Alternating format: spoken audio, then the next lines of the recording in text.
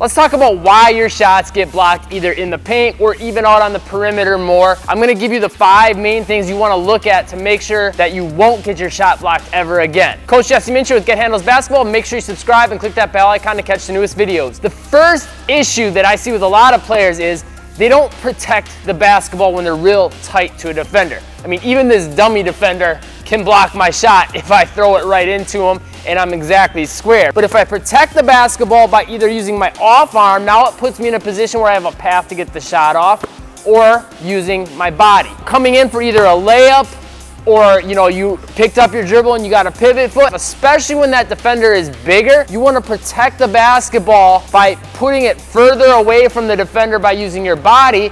And then also, if you can, get that off arm up. It creates that path now where I can get the shot off. Obviously, this is something you want to practice both with your layups or from a set position. Click that like button if you like that last method. Second reason you probably are getting your shot blocked is if you're being real slow with your shot, or you're trying to go direct to the rim. Again, the ball's going to go right into the defender.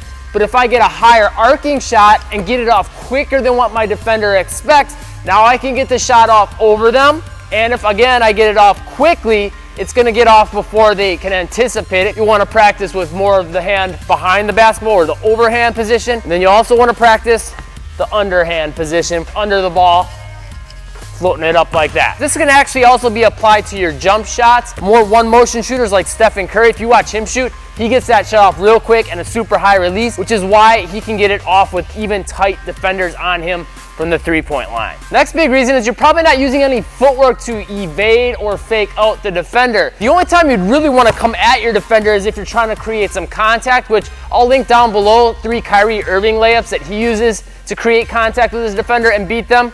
But what you normally want to do is either sell a fake to get them to shift one way and then create a pass to come the other. So like your Euro steps and things like that, where you would step, and then come around. But another option is just to look at your footwork as just a way to move past or around the defender. Take these 2 steps more to the side and try to get past the defender. You're a quicker player usually than what most of the big players in the paint are going to be, right? So take advantage of that and try to move past them and finish around them instead of trying to go over them where they have the advantage. And of course, this can also be applied with things like step backs, right, to create separation on the perimeter or even in the paint.